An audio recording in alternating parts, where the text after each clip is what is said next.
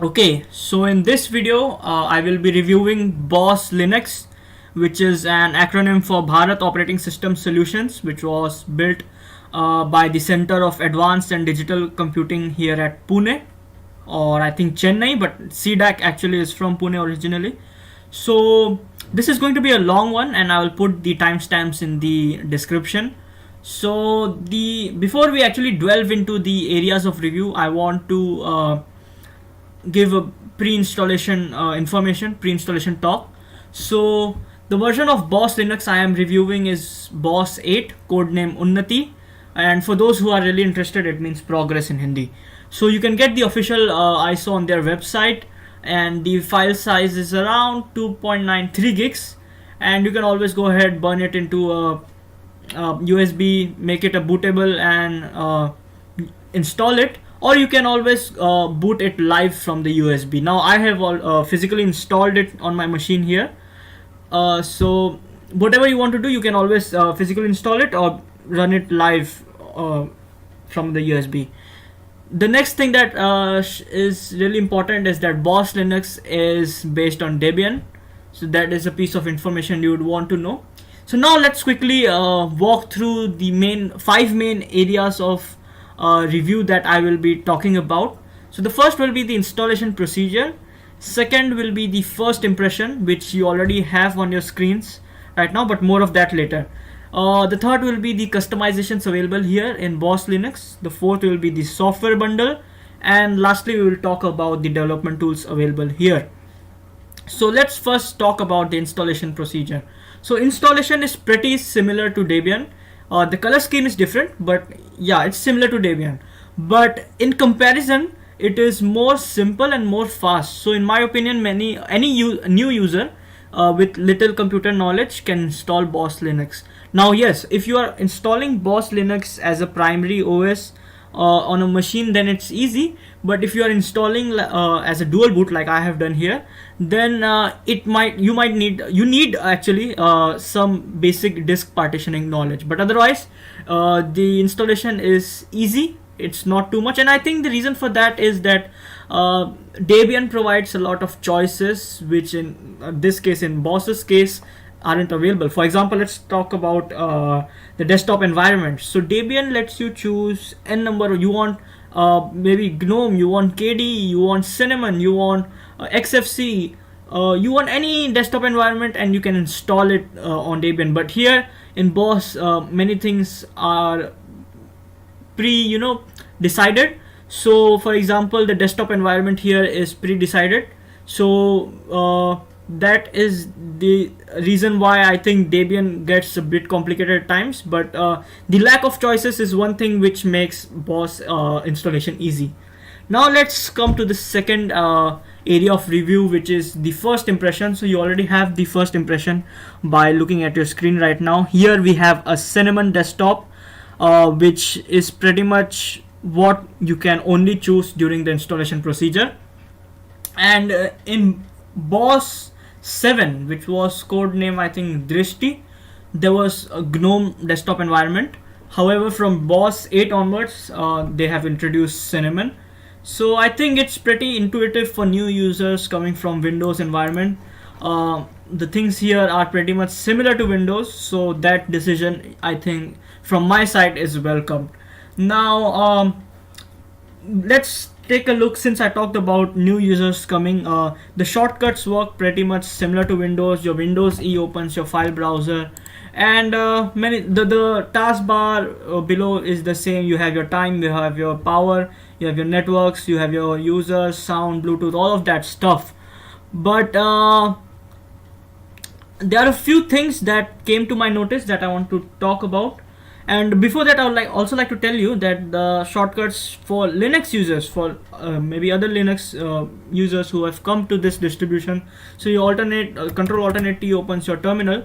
So all these things are pretty much available, and I like it. But the few things that came to my mind, that crossed my mind, was the first thing: if you come to your network, you see that your network card is not detected. And I want to tell you that this is the same machine which I have run Windows 10, Ubuntu 16, 18, 20, many other distributions, and they all seem to, now of course there are distributions, for example Parrot KDE, which do not detect the network card, but again that is a different that topic is for a different video. But here Boss Linux doesn't recognize your network card. So there are two solutions to get internet here. The first is to attach a wireless network adapter, and when I do that, I want to show you what happens. It actually shows firmware is missing, so that is another issue. Now of course we can get the firmware, but that again is a topic for another video. So the second solution to get your internet here is by sharing your internet. Now if you have your actually it's by wireless wired means, via LAN cable. So if you have your router in an accessible place, you can go ahead and connect your router. Otherwise you can share your internet from another computer, and again that is a topic for another video. So this is one thing that came to my mind. Second thing that I want to talk about is the security. So the security here I think is really very good. Like you can see probably here on the screen, the login requires you to enter your username. So that I think adds another layer of security, which major distributions actually don't do. So the prompt to actually put in your username before your password, that also gives additional security layer. Another thing I want to show you is, like, if you are on a dual boot system and you want to access the drives of your other operating system, then also you need to enter your password. You need to authenticate the procedure.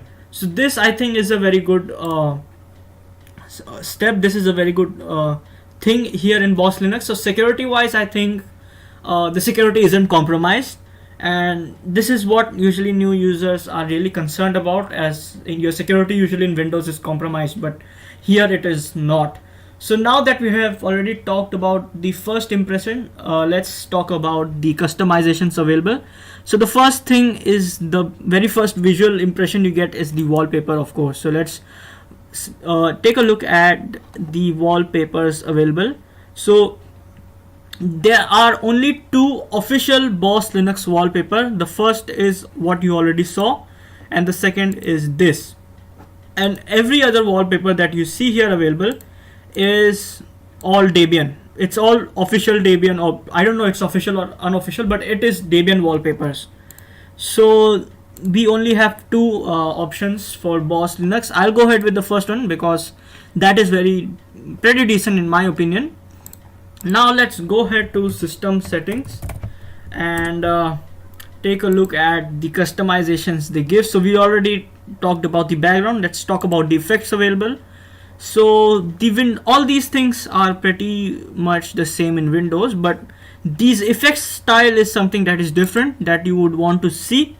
So I'll talk about a few different effect styles. So for example, check out how the window appears and then how it disappears. And another one that I really liked was this fancy scale.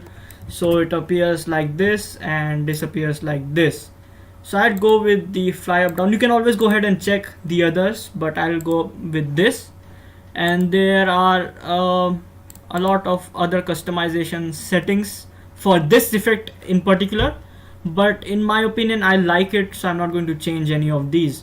Now coming back, we have your fonts. I don't want to change the fonts because I think these fonts are universally present in most Linux distributions, and they do justice to your work, right? So we don't want to change. You can always go ahead and change, but I'm happy with these. Now talking about the themes available, so this is a topic that I wanted to touch. These are the default themes that you get, and I really want to change them because they are not so intuitive. Like for example, if you come here, the Windows border, the colors do not blend in with the border, and then it's even for a advanced user, like I was talking about new Windows users finding it awful, but even for advanced Linux users this isn't good. So we can go ahead and change it. A lot of things here are not pre-installed. I have installed them. I'll show you how to install them in a bit. But yeah, so this adapter Nocto is pretty much Japanese. So this adapter Nocto is what comes by default. You can go ahead and change it with this. This is pre-installed, or you can go with Menta. This is also pre-installed. I installed Chrome OS, so I like this is nice. This is also good, but right now I will settle with something, probably this. Or no, this is also not so good, so I'll go with Greybirds. No, I think Chrome OS is nice. Yeah. Now okay, this is iOS X. Okay, anyways, okay, screw it, I'll just go with Chrome OS. So it is pretty much similar to this adapter Nocto, just with a better blend in. Now the icons available are also, these are the icons that are pre-installed. There is a Windows icon available here, but I think I'll just go with the default. These are also, again, most of them are not pre-installed. I installed them, but I think most of them work fine, so I'm not going to change any of them. The mouse pointer is also fine in my opinion. The desktop theme is what we want to change. So again, most of these are not pre-installed. I installed them. Adapter Nocto, again, this Japanese thing is what we get by default. I went ahead to install these Boss Windows. It is very buggy. There is this Sea Blue, which is nice. There's this Windows XP, which is again buggy. A lot of these which you can go ahead and see. Now these two, the Cinemox themes are pretty nice, but the color theme is something not of my preference. Again, that is personal taste, but after going through a lot of these, I decided to settle on Vivaldi because it is pretty nice in my opinion. So how can you install these themes? You have to go to add and remove. Of course, this needs an internet connection, and you just have to click on this button wherever you like, whatever you like, and you can go ahead and install them. Now there are a bunch of settings here as well, which I don't want to select, so it is fine. You can always go ahead and check them. Now let's come to the preferences available. So the accessibility is very something that you would want to see. So for example, you have your contrast expander, you have your text expander, you have your screen reader, which probably should like this. I don't need it, so I'm going to disable. You have your keyboard, typing assistant, mouse, which you can always go ahead and change. I'm happy with what I have. Here's your account details. Here's the list of your apps. Screen reader off. Screen reader settings reloaded. Yeah, this is a bit buggy. Like you see, it always says screen reader off after 5 minutes. So again, okay, coming back to the applets. So here are the applets which you can set up, enable. Here's your date and time settings. Here is your desklets. Desklets are these things are called desklets, so you can always go ahead and select them. Here's your desktop, what you want on your desktop. Here are the extensions, which you need, of course, internet connection for these. You can go ahead and download from here, and you need to update this, so you want to press yes. I don't want to update it as of now, so I'll just go back. General settings, which are pretty much fine. We don't want to change that. You can always go ahead and see. Hot corners is something that is new. I think it's not available in other desktop environments like KDE or GNOME. So what this does is, like, you know, in Windows, if you bring your cursor to the bottom right, it shows the desktop. Now we already have a show desktop icon here, but this is what this does essentially. You can come down here and it will show your desktop. You hit here again and it comes back to the window which you were in. So I'll just leave this enabled. It's nice, it's fun. These are your notifications. Online accounts, I don't have any. This is your panel. The panel is this thing which shows your desktop, your preferred applications for different tasks, for example for your internet, for your like this. So I'll come to the applications when we discuss the fourth area of review. Now privacy settings, screensaver, startup applications, your Windows. Yeah, now this is one thing I want to discuss. So now if you come from Ubuntu environment, you would want your maximize minimize buttons to be on the left. So if you saw on Ubuntu 18 or 20, you need to install the GNOME tweaks tool, but here it is pretty much built in. So what you can do is make this close, this is maximize, and this is minimize, and you can put the menu here. So my maximize minimize close comes to the left and my menus come on the right. So without installing any tweak tool, you can just do it. It's built in. This is something that I personally liked about this. Now you want to look at your window styling. I don't think I want to change anything here. Your workspaces, I don't work with workspaces. I usually work in one workspace, so it's fine. Here are your hardware settings for Bluetooth, your color schemes, your display. In display, now if your graphic card supports, if your CPU also supports, then definitely you can go ahead and connect to another display. So this is the setting for that. And I closed it. I shouldn't have closed it, but anyways, here are your keyboard, mouse, network, all that settings. Sound setting is pretty much same to Ubuntu. You can always, like, as you can see, it's detecting my sound properly. So these are all the customizations available. Now we'll look at one major customization, which is of the terminal. So this is, let me just expand this and run a little new fetch here.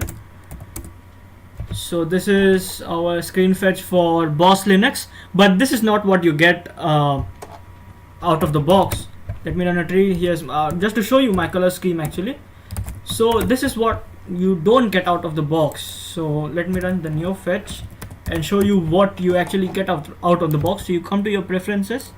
This is what you get. Let me just set this as default and the colors. Yeah. So let me restart the terminal. And this is what you get, and I think that is pretty awful. If I run a new fetch here, I think I get weird. It's pretty simple, so I do not want this. You can always go ahead and customize it. I have my own choice, so I use this. So it's pretty nice for me. It's also easy on the eyes. So these are the customizations available here in Boss Linux. Now let's go ahead and look at the software bundles available. So the software that is available here is the accessories are your archive manager, your calculator, your screen. Now you see in print screen doesn't work here for some reason, So this is your screenshot taker, which you can take your screenshots. Now coming back to the accessories, the text editor and Vim, I'll talk about that later in the development tools. Talking about the graphics, so you have Blender pre-installed, you have Documents Viewer, your Image Viewer, LibreOffice. I'll talk about that later. Okay, before moving forward, I would like to tell you all the software here is pre-installed except for two software which I installed. The first is the screen recording software and the second is the video editing software. We'll come to that. Now talking about the internet, so you have your Chromium browser, Firefox. For some reason, I don't know why they have included Wireshark. That's something really that should be in penetration testing tools, but anyways, Wireshark is there. Now coming to the Office suite, so you have everything from your Calc, which is your Excel, your Draw, which is your PDF editor, your Impress, which is your PowerPoint, your Writer, which is your Microsoft Word equivalent, whatever. Here's your sound and video. Your Cheese is your webcam accessor. You can always go ahead and access your webcam. Now talking about yes, so this OpenShot is what I downloaded as a video editor. This is my screen recording software. Both of these were not pre-installed. I did install them, but everything else is pre-installed. Here's your sound recorder, here's your video player, and VLC comes pre-installed. Okay, VLC comes pre-installed. And here are your administrative tools, your system monitor, your terminal, your Synaptic Package Manager. Actually, Aptitude Package Manager works here, so I don't know why do you need Synaptic, but it's there. And here are your users and groups. In your preferences, it's basically all the settings, the shortcuts of all the settings, and here are the places you can visit to store your files. So these are the software bundle available here in Boss Linux. Now let's open up a terminal and talk about the development tools available. So in most Linux distributions, we usually have the built-in essentials previously installed, which have the C and C++ compilers. So let's go ahead and check for GCC version. Let's check for GCC. So we have GCC, which means G++ should also be installed. So yes, G++ is installed. Now one thing other than C and C++ compilers that usually is present is Python. So let's check for Python, and we should have Python version 2, and we should also have Python version 3. So both Python version 2 and 3 are installed. Talking about the text editors, so we have Vim, right? We have Vim version 8 here, and we also have Nano. So we have Nano version here. Let's take a look at the Bash shell that is available here. So we have Bash 5.0.3 available here. So these are the development tools available pre-installed. Anything else that you want, be it via the CLI or be it having a GUI interface, I think you have to install it. So I think that isn't a problematic scenario, because most other distributions which are famous have pretty much all this installed as well, and all the extra things you have to go ahead and install it yourself. So this is what we have. So I think we have already covered the 5 areas of review. So now I would like to have a see off. Thank you so much for watching this video. Please comment down in the description, would you like to give a chance to Boss Linux? Would you like to go ahead and download it? And would you like to contribute to the source code, because it is open source? And if you do, please do tell me in the description. If you like the video, please go ahead and subscribe, because I'll be reviewing more of such distributions. And please also do like the video. So that is all for today. Thank you so much for watching. Please have a nice day.